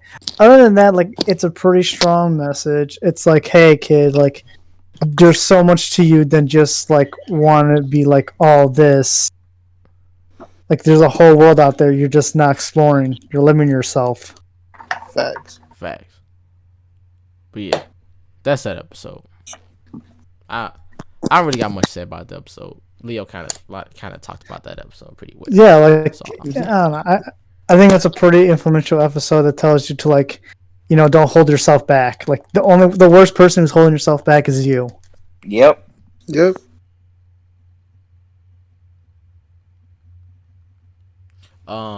Basically, yeah. Then, all right, so next episode, Wingman. So this is the one where they went back to Chicago and they meet up with his homies. Was it Caesar? Is it Caesar? Yeah, something like that. I think so. It's not Cairo. Cairo. Okay, so crazy part, they were in the comics, like Caesar and all them were in the comics, but they cut them from the series. Like, yeah, the only people they really got in the series is like, was it Jasmine, Riley, Huey, Granddad, and I think Mr. Dubois, but I don't remember. Is Sarah in there? Because I think like, in the comics, they're supposed to be like the other black kids in the community, but the very few. Yeah, it's them, some Asians. It's like that like it's the comics cool. I suggest, like, go reading a couple of them. They're pretty dope. So you can find them all online. They're all for free too, so you don't have to worry about paying for them. Like, I think he just threw them out on, like, online was just like, oh yeah, like go enjoy these. Yeah, it was something like that. I'm not sure, but I just know that the comics is decent. Like, but yeah, he goes back there and shit, and they ain't that the one where Granddad's homie died? Yeah, And, well, not his homie, like his frenemy, I guess. it was his best friend until he fucked the same girl that Granddad wanted. Yeah. So he go back there for that, and then Huey meet up with his buddy Cairo, and he has a basically supposed to be like another like Huey replacement because Huey's like, you know, the extremist, but then he's like 10 times worse. Well, not 10 times. He's supposed to be like an exaggerated version of him. So he's basically what we would call a Hotep, like 2021, 2020, like Hotep. Like he's basically what he is, and that's basically like just them interacting and shit the whole episode. They end up getting into a brawl. Huey pretty much beat his ass. And beat the Hotep dude ass too. And then that episode kind of got me a little mad because it's just like you left us, and it's like I didn't leave you, I was forced to go. Yeah, exactly. Right, And it's like that's one of those representations how when black people move away from, you know, fucked up conditions, and people who still in those fucked up conditions get mad at them for not being in those fucked up conditions anymore. And they basically say, you left us, but we didn't leave you. We had to go. It's dangerous here. Mom said we can't be here no more. yeah, exactly. It was one of those, oh, you think you're better than us thing. It's like, no, I mean, you should really be like, I understand like the whole jealousy thing because like they do want to get out of a bad situation. They feel like, oh, like, you know what I'm saying, who are you? But it really don't make sense because he tried to explain it to him like, I don't think I'm better than you, bro. Like I'm still your bro. Woo woo. But yeah, he was just mad. That was it. He was just mad. Yeah, but Cairo didn't want to hear that though. You feel me? He like, no, he was abandoned. Just oh yeah, my bad. Yeah. So he just abandoned him and shit. And also there was a message of letting the grudges go because when Granddad saw Regina, he was like, "Oh no, Bucko, you gross." He's like, you see, you got mad over that bitch. you didn't even remember what she looked like. Yeah, gross. Yeah. Oh, but he also gave him his nuts. He's like, oh, I just want to leave you my nuts, and it was like his nuts. That's because he got him. That's because the dude was always on some bullshit though. That was his friend. He was always on bullshit. Yeah, that was kind of funny. that was bullshit to the grave. That was funny as hell. Matter of fact, he was the whole time. Old dude was just a bad friend. He shot him while they was in the air. Granddad fought the other people off, and old dude shot him. Yeah, he shot Granddad. Yeah, dude was a piece of shit. He's a piece of shit. So all around, he was just a bad friend to begin with. Yeah. And he took all Granddad's medals and said they were his. hey, dude was a whole piece of shit. I ain't gonna hold he y'all. was just a bad friend. He was just a horrible friend. Yeah. But yeah, he ended up. You're right. The message was just like, don't hold on to grudges and stuff because you never know. Like life's too short, essentially. You know what I'm saying? Because he ended up dying, and that's the only reason he went back. So, yeah, that was a pretty good message. Even though Huey gets headbutted by Cairo at the end because he's an asshole. Because he tried to make peace. Yeah, he tried to make peace and it didn't fucking work. And Huey was like, look, sometimes people just not worth it. But it's true. But that's also the other message. Don't hold on to grudges. But even though you're not holding on to grudges, some people really ain't worth it. And some people just a piece of shit. Yeah, that's it. Right. That was it. Zooms out, plays theme music. Nothing more to say. We already showed it. But yeah, that was pretty good. I hate it when he headbutted him, bro. I was ready to fight, and I wasn't even. I'm gonna fight a motherfucking cartoon character. I'm ready to fight that dude. dude. He gave him the strongest headbutt because homeboy had a fat fucking forehead. And then, matter of fact, he was like, "Oh, shake my hand" or something. He reached his hand out. He pulled him forward and he hit him. Yeah, he gave him a full force headbutt. Like I'm like, God damn. But yeah, man, that was whack. It was whack as fuck. It was. Regine, nigga. I did like that episode though. I like the he got a friend to replace Huey, and he was like worse than Huey. Like, it wasn't like he was Huey cool laid back, and he might say some wild shit, and you kind of just be like, oh shit. But like the other one was like, yeah, you know what I'm saying, brother, this. He was like way over exaggerated. Chewbacca was a Wookiee. Yeah, assalamu alaikum. Was a Wookiee. I'm like, bro, you a clown. Big clown, bro. That's when they say Hotep. That's what they mean. Not a real Hotep where they just want black people to prosper. They talking about that dude. But yeah, that episode was cool though. I fuck with it. Then you got, let's see, you got The Block is Hot. So Jasmine, this is a Jasmine episode, which I do like this episode. I actually do like Jasmine episodes, minus the Christmas one. Because I think she really learns a lesson in these episodes. Okay, so she started lemonade stand, right? And she just, doing her little lemonade shit, on her lemonade grind. They get her dirty. So Ed wants to the first. Ed wants to the first on that, off that bullshit again. So hey, I'm about to make this little girl to my slave. Yeah, he basically was like, "Oh, hey, I'm gonna get work for me, and all your proceeds gonna go to this pony, right? And you gonna have a pony. I know you like ponies. All girls like ponies. Like that's when girls like ponies and shit. I don't know if they still do, but that used to be a thing. So she, bet, say less. So he working her like a was it a child labor, like child labor? Yeah. And that was supposed to represent. You said what? It was nothing but child labor. She man. She was staying up all night. She was working her hands to the bone. She was going crazy. She all Sammy Davis Jr. the pony. I'm trying to get this pony real quick. No, it was supposed to go to a pony farm, that like a clinic to keep them safe. And she's like, "Oh wow, I'm like doing for charity." Yeah. And while I was hot, Uncle Ruckus was getting his ass beat by the police. Bro, this man kept getting his ass beat the fuck up and shot at. Wait, what did he do? I forget. Nothing. He was just being black. That's he what was he being did. black. Oh. So it's black and it's summertime. That's nigga hunting season. So he took his wallet out. "Oh, I'm sorry, Mr. White Man. Let me just take my wallet out." "He's got a gun." "No, white man, this is my wallet." And then they start shooting at him. Bang.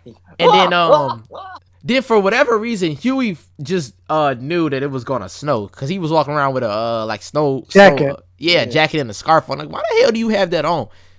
They kept asking him, and then at the very end, I'm skipping. So basically, Ed wants to finesse Jasmine into making him bread, and after he told her, "Oh yeah, I got his money. You ain't getting shit." No, Huey it was like, "Huh?" It wasn't even that. She made the money. Then he was like, "All right, now contracting all the lemons you squeeze, the stand, the hours, the cups, the marketing. You now owe me." Yeah. Bitch, what? Yeah. That is a child, you fucking monster. So she went right back to slaving even some more, and then right when she quit, he brought up the pony. No, he brought out the pony before, so she wouldn't quit. So you can see that she had a goal, and then he walked away with the goal. And then she was working in here, and then Huey set it on fire because he was like, "Nah, fuck all that." Because Huey was like, "Stop doing that, Jasmine." "But my pony." "Your pony ain't coming. He lied to you." "Shut up, bitch." Okay. All right. So, well, she didn't say that, but like, I'm paraphrasing because she wanted her pony and she was working hard. Mm-hmm. Yeah, that, and then he was like, "Nah, you ain't getting this pony." So she was hurt. He was like, "I told you so." And then it starts snowing at the end. He was like, "I told you so. I was right the whole time." Because Moses riding during that time because it was hot. Yep. Acting a damn fool. So that was supposed to be like the whole child labor laws, not giving in to your wants and overworking yourself just for something that you want, and not letting people basically use you, right? Because that's what he did, essentially used it. Yeah. And she was having a little lemonade stand, just enjoy it. You know what I'm saying? Enjoy the small things. She had a little lemonade stand. Do what you gonna do, but don't let somebody, you know what I'm saying, try to give you ideas of what you think you want versus what you actually want. You know what I'm saying? Put these ideas in your head. I was gonna say, don't make deals with the devil because that monster is a fucking devil. Pretty much. Well, except you give him cheese, he'll probably be all right. Oh yeah. I love cheese. Yeah, cheese. You're right. I mean, that's how you control, white population. But yeah, that was that episode. I think it was a pretty good episode. It's decent. Uncle Ruckus was just getting profiled the whole episode and did not care. He did not care. He was just getting his ass He's beat. like, oh, it's okay, Mr. White Man. I know these niggas be acting up. Blah blah blah. Crack, crack, crack, crack, crack. Mr. White Man, aim right here. It's better for the crack, crack, crack. Yeah, beating his whole ass. Helping him beat his ass. So yeah, that was that episode. He just bothers me. I like Uncle Ruckus though. I ain't gonna lie. Like, I know it's fucked up, and I know he a coon, but I actually do like Uncle Ruckus. He just be pissing me off. He's just a funny character. Yeah, he just be saying shit, and I just be wanting to punch him. Like, there's a whole, like, I know this is more into future episodes, but there's a whole BET episode where it's just like, oh, like, he's ignorant and stupid. Let's just give him his own show. Let's give him his own show. Yeah, dude. And then legit, it's like the highest grossing show on BET. But because Uncle Ruckus finds out that he's not like, white that he believes to be, and his whole world gets shattered, the whole show gets boring. Because he was depressed. He was about to kill himself. Yeah. Jesus. But yeah, that he said, I'm 101% African with 1% margin of error. Wow, Lord. Wow. Hey, that's another season. That's another season. Chill. Come back to him. Come that back man, to him. Leo, for that. It brought it out of me. But yeah, that wasn't okay. Yeah. So then we got the Uncle Ruckus episode where he ended up getting a brain tumor, right? Or like, yep. He ended up getting a brain tumor, or think he got a brain tumor or some shit. No, he has one. He does, right? Okay. So he thinking he about to, you know what I'm saying, go to white heaven because he love him some white people and shit. And so he's always talking about white Jesus and telling black people, convincing black people that they hate niggas. You hate yourself and you hate niggas. And Tom was over there like, you're right. I don't like Usher. I don't like Biggie. I don't like Tupac. Yes. Let the hate out. So he was preaching not the white Jesus, well, it might be the racist word essentially, and he had all type of like, he was already Uncle Tom, but now he just made it worse. He brought the coon out of him, the coon. Don't like Usher. I don't like Usher. Oh and then Huey got his own storyline where he's trying to help this death row inmate. Wait, is that the episode where Riley was talking to the dude in jail and he was like, jail ninja? Yeah. You gay. Yeah. That was like, I remember that the jail nigga was like, he don't even talk to me no more, man. I feel like I lost my partner, man. He said, man, I really do miss him. Jail nigga, you gay. This man Riley used to be going off, but that was wild, right? But then that's Huey got his own little arc where he trying to help a death row inmate and shit. Yeah, I don't remember the dude's name, but he was a famous man. I thought it was Tank. Is that his name? I'm not sure. I'm not even sure. I remember his name. It's off a real case because he was blamed for a crime he didn't commit. He was in a studio apartment and some dude shot a lady downstairs. He was nowhere near them.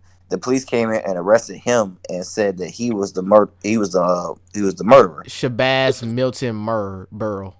Yep, that's him. Okay. And they ended up I know they killed him in real life, but in that episode his sentence was blocked because Huey wrote to the senator and threatened if he didn't postpone that murder, he was going to let out that he was gay. He got a gay lover. Yeah. And it showed out that was true because the old dude did have a gay lover.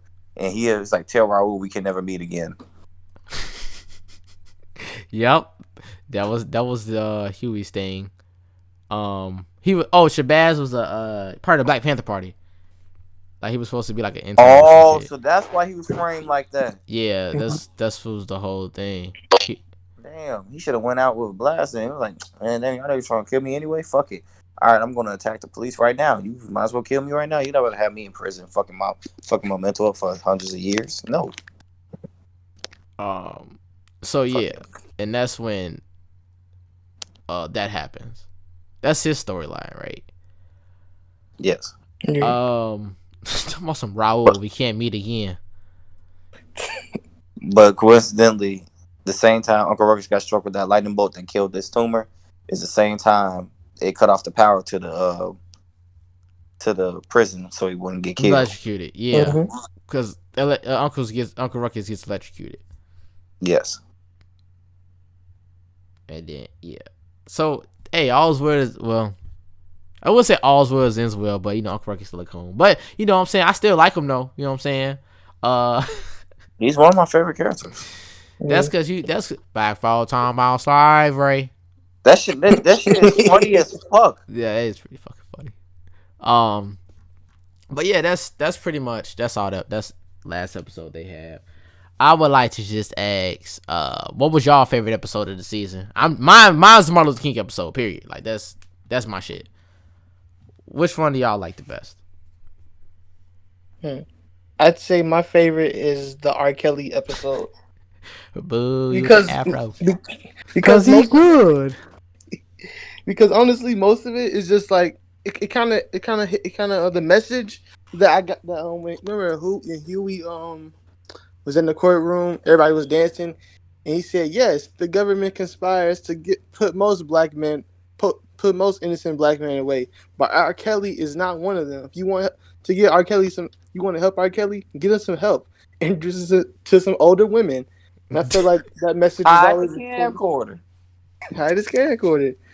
Because I know, like, whenever like a black man is being persecuted, you want to be on their side, even though the person in question could do some very shady stuff. Like when it comes to OJ and R. Kelly, it's like, So I rock with that message. Ooh, I respect it. I can respect it. Yeah. Leo. Oh, dude, I already told you my favorite episode from that season. Say it again, because I forgot what you said. Yeah. Wow, damn. Nigga, we've been talking for like 2 hours. Was it the Roddy was here episode? No, it was the that one was a good episode. No, my favorite episode would probably be the what the fuck that now I'm blanking on it. The one where they have the shootout one. The shootout one. The air runner. Oh, The Xbox killer. Okay. The date with the Health inspector. Yeah, the health the day with the inspector. health inspector. Okay, yeah. That one's funny as hell. That's terrifying. Say what again? Say it again.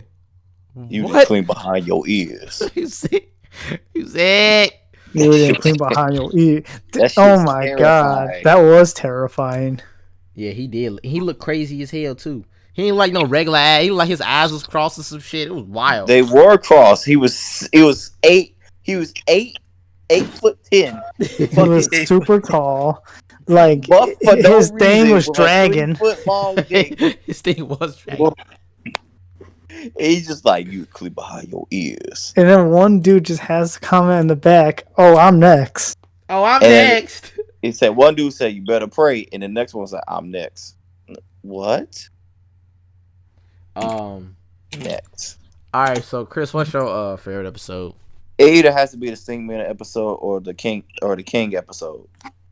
Okay. Well, yeah. The two most extremes, the most ignorant one, minus the Jen Rummy ones, which is just dumb. I don't think those is it. I just think dumb. And then the one of the most informational one. Well, to me, all the episodes are just blatantly true. That's Fair. why motherfuckers legit hate them so much. But I'm like, oh, y'all niggas love it. Niggas love lies, but the truth, they hate the truth.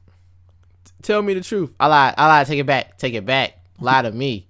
But yeah, that was. I fuck with that. Season 1, I think is one of my favorite seasons. I was gonna say something, but I can't remember what it is now. But does anybody have anything else to say? No, I'm Gucci. I guess I should say. All right. With that being said,